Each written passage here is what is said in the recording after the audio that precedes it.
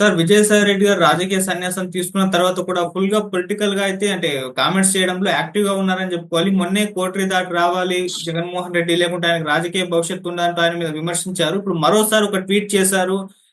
జగన్మోహన్ రెడ్డి గారికి యాంటీగా అని చెప్పేసి కూడా వార్తలు వినిపిస్తున్నాయి. అంటే జగన్మోహన్ రెడ్డి గారిని ఏం చేసే ప్రయత్నంలో విజయసాయి రెడ్డి గారు ఉన్నారు? అంటే రాజకీయంగా దెబ్బతీసే ఆలోచన ఆయనకేమన్నా ఉందా? మరి ఆయన ట్వీట్‌లో ఏముంది? దాన్ని ఏ విధంగా చూస్తారు సార్ మీరు? విజయసాయి రెడ్డి నిన్న మళ్ళీ ఒక ట్వీట్ చేశాడు. అంతకుముందు ఆయన సిఐడి విచారణకు హాజరయ్యాడు. కాకినాడ పోర్ట్ లిమిటెడ్ సంబంధించి వాటాల్ని కేవీ రావు దగ్గర నుంచి కాకినాడ పోర్ట్ కావచ్చు, కాకినాడ సెజ్ కావచ్చు.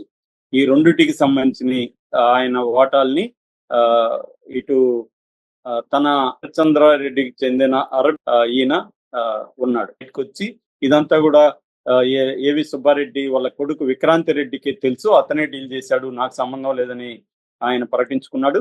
అట్లాగే ఆయన ఇంకొక రెండు విషయాలు కూడా మాట్లాడాడు. ఒకటేమో ఆంధ్రప్రదేశ్ లిక్కర్ కుంభకోణం గురించి కసిరెడ్డి రాజ్ కసిరెడ్డి అంటారు, కసిరెడ్డి రాజశేఖర్ రెడ్డి దాంట్లో ప్రముఖంగా ఉన్నాడు అని మాట్లాడాడు. ఆయన ఇచ్చిన ఇన్ఫర్మేషన్ తోనే తెలుగుదేశం మీడియా, ఆంధ్రజ్యోతి, ఈనాడు దాని మీద ప్రముఖంగా రాశాయి. దాని మీద నేను సపరేట్ గా వీడియో కూడా చేశాను. దాని తర్వాత ఆయన జగన్ గురించి కూడా డైరెక్ట్ గా అటాక్ చేశాడు. ఇప్పటి వరకు జగన్ మీద డైరెక్ట్ గా అటాక్ ఒకసారి మాత్రం జగన్ కి రిప్లై ఇస్తూ చేశాడు. జగన్ ఏంటంటే విజయసాయి రెడ్డి భయపడి రాజ్యసభ సభ్యత్వానికి పార్టీకి రాజీనామా చేశాడని విలేకరులతో చెప్పినాడు. దానికి రిప్లై ఇస్తా ఆయన నాకు భయం అనేది లేదు, నేను దేనికి భయపడను అనేది, ఆయన విలువలు అనేవి నాకున్నాయి అని జగన్ కి సమాధానం ఇస్తూ ఫస్ట్ మాట్లాడాడు. రెండవది మొన్న ఆయన్ని జగన్ గురించి ఎవరు అడగపోయినా జగన్ కి చుట్టూ కోటరీ ఉంది, ఆ కోటరీ మాటలు జగన్ వింటున్నాడు, అందుకనే జగన్ ఓడిపోయాడు, ఇప్పటికి కూడా అదే కోటరీలో ఉన్నాడు, ద్వితీయ శ్రేణి కోటరీ మాటలు వింటున్నాడు, ఇదే కానీ కంటిన్యూ అయితే జగన్ కి కష్టము, భవిష్యత్తు ఇబ్బంది అవుతుంది, ఎందుకంటే నేనేమి చెప్పలేను అని కూడా ఆయన మాట్లాడాడు. ఆ కోటరీ ఎవరు ఏంటి అనేది కూడా నేను సపరేట్ వీడియో చేశాను మన ఛానల్లో. ఒకప్పుడు ఈయన కూడా నెంబర్ 1 కోటరీలో ఉంటున్నాడు. రెండు రకాల కోటరీ, ప్రథమ శ్రేణి, ద్వితీయ శ్రేణి అనుకుంటే ప్రథమ శ్రేణి కోటరీలో సజ్జలతో పాటు ఈయన కూడా ఉన్నాడు ఒకప్పుడు. ఇప్పుడు ఏమైంది, ఆయన మళ్ళీ ఒక ట్వీట్ చేశాడు. ఈ ట్వీట్ చేయడానికి కారణం ఏంటంటే ఆయన మీద వైసీపీ వాళ్ళు చాలా మంది రివర్స్ అటాక్ చేయడం మొదలు పెట్టారు. మాజీ ఎమ్మెల్యేలు కావచ్చు, మాజీ మంత్రులు కావచ్చు, వీళ్ళందరూ ఆయన విజయసాయి రెడ్డిని విమర్శిస్తూ వీడియోలు చేయడం మొదలు పెట్టారు. దాంతో విజయసాయి రెడ్డి కూడా ఒక ట్వీట్ చేశాడు. ఆ ట్వీట్ ఏంటంటే, పూర్వం రాజుల కాలంలో కూడా రాజుల చుట్టూ కోటరీ ఉండేది, ఆ కోటరీ తమ ప్రయోజనాల కోసం రాజుని తప్పుదారి పట్టించేవాళ్ళు, మిస్ఇన్ఫర్మేషన్ ఇచ్చేవాళ్ళు. కొంతమంది తెలివైన రాజులైతే వీళ్ళ మాటలు నమ్మకుండా మారువేషంలో ప్రజల దగ్గరికి పోయి డైరెక్ట్ గా ప్రజల నుంచి విషయాలు తెలుసుకునేవాళ్ళు, ఈ కోటరీని పక్కన పెట్టేవాళ్ళు.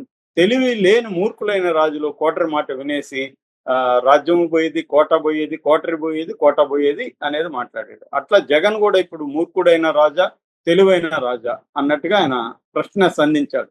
తెలివైన రాజు అయితే కోటరీని పక్కన పెట్టి డైరెక్ట్ గా ప్రజల్లోకి వెళ్తాడు, తెలివి తక్కువ రాజు అయితే కోటరీ మాటని ఫైనల్ గా ఆయనకి కోటరీ పోతుంది, కోటా పోతుంది. ఆల్రెడీ కోటా పోయింది కానీ కోటరీ పోలేదు అనేది ఇప్పుడు జగన్ మీద విమర్శలు. సో ఆయన చేసిన దాంట్లో తప్పు అయితే లేదు. ఎందుకంటే ఎవరైనా, జగనే కాదు ఎవరికైనా ఇది వర్తిస్తుంది. నీ చుట్టూ ఒక వలయం పెట్టుకొని ఆ వలయాన్ని దాటి ప్రజల్లోకి డైరెక్ట్ గా రాకపోతే ఈ వలయం ఏం చెప్తుందో దాన్ని నువ్వు నమ్మాల్సి వస్తుంది. సో అది అడ్మినిస్ట్రేషన్ సౌలభ్యం రీత్యా అవసరమైనప్పటికీ ఎప్పటికప్పుడు డైరెక్ట్ గా ప్రజలతో, కార్యకర్తలతో డైరెక్ట్ గా మాట్లాడడం వల్ల నీకు వాళ్ళు ఏమనుకుంటున్నారు, వాళ్ళ ఫీలింగ్స్ ఏంటి, వాళ్ళ బాధలు ఏంటి, వాళ్ళ సమస్యలు ఏంటి అనేది వాళ్ళ నుంచి నేర్చుకోవడం అనేది ఇంపార్టెంట్. నిజానికి ఇది రాజరికం కూడా కాదు కాబట్టి, ప్రజాస్వామ్యం కాబట్టి ప్రజల డైరెక్ట్ గా ప్రజల సమస్యల్ని ప్రజల దగ్గర నుంచి వినాలి. నిజానికి జగన్ కి ఒక యుఎస్పి అంటే అదే, నిరంతరం ప్రజల్లో జగన్ ఉన్నట్టుగా ఇంకే రాజకీయ నాయకుడు కూడా ఉండడు. అలాగే ఉండేవాడు. ప్రతిపక్షంలో ఉన్నప్పుడు ఆయన నిరంతరం ఎప్పుడు చూసినా ప్రజలతోనే ఉండేవాడు, ఏదో ఒక ప్రోగ్రామ్ లో ప్రజలతో మాట్లాడుతుండేవాడు, కార్యకర్తలతో ఉండేవాడు. అదే అతని బలం. అందుకనే ప్రజలు అతన్ని ప్రేమించారు. నేను విన్నాను, నేను ఉన్నాను అన్న ఒక భరోసా వాళ్ళ నాన్నలాగా జగన్ కూడా ఇస్తాడు. ఎందుకంటే ప్రజలకు చాలా మందికి తమ సమస్యలు చెప్పుకునేదానికి ఒక రాజకీయ నాయకుడు కావాలి, వినేందుకు ఒక హృదయం కావాలి వాళ్ళకి. అది జగన్ ప్రొవైడ్ చేయగలిగాడు గతంలో. ఆ తర్వాత అధికారంలోకి వచ్చినాక పరదాల మాటన ఉండిపోయాడు. సో విజయసాయి రెడ్డి చెప్పిన దాంట్లో తప్పులేదు. ఖచ్చితంగా ఎప్పుడైనా కూడా మనం మన మీద పెట్టే విమర్శలను ఆహ్వానించాలి. ఆ విమర్శల్లో వాస్తవం ఉంటే మనం మార్చుకోవాలి. అప్పుడే మనం ఎదుగుతాం. ఎవరైనా జగనైనా ఇంకొకరైనా మూర్ఖంగా నేను ఇట్లాగే ఉంటాను, ప్రజలు వ్యతిరేకిచ్చి నాకిచ్చేస్తారు పళ్ళెంలో పెట్టి అని కళ్ళగంటే మాత్రం అది మూర్ఖత్వం అవుతుంది. మనం చూసాం మహారాష్ట్రలో, హర్యానాలో ఏమైందో. ప్రజా వ్యతిరేకత ఉన్నా కూడా కాంగ్రెస్ పార్టీ దాన్ని సొమ్ము చేసుకోలేకపోయింది. కాబట్టి ఒట్టి ప్రజా వ్యతిరేకత సరిపోదు. దాన్ని ఓట్ల రూపంలో తమ పార్టీకి ఓట్ల రూపంలో దాన్ని చేసుకోగలగాలి. ఇక్కడ రేవంత్ రెడ్డి గట్టిగా చేసుకోగలిగాడు ఆ పని. అక్కడ మొన్న తెలుగుదేశం కూటమి కూడా ఆ పని చేయగలిగింది. సో ఇది చేయాలంటే జగన్ నిరంతరం ప్రజల్లో ఉండాలి. కోటరీ మధ్యలో ఇప్పటికి కూడా కోటరీ మధ్యలో ఉన్నాడు. బెంగుళూరులో కూర్చుంటున్నాడు. అక్కడి నుంచి ఎప్పుడో వస్తాడు. కొంతమందిని పిలిపించి మాట్లాడి వెళ్ళిపోతాడు అన్న విమర్శలు వైసీపీ నుంచే ఉన్నాయి. కాకపోతే ఇంకా ఎక్కువ టైం ఏం లేదు. 9 నెలలు అయింది. గతంలో కూడా చూసుకుంటే చంద్రబాబు లోకేష్ హైదరాబాద్ వదిలి వెళ్ళేవాళ్ళు కాదు. ఇక పవన్ కళ్యాణ్ అయితే వీకెండ్ పొలిటీషియన్ అనే పేరు కూడా తెచ్చుకున్నాడు.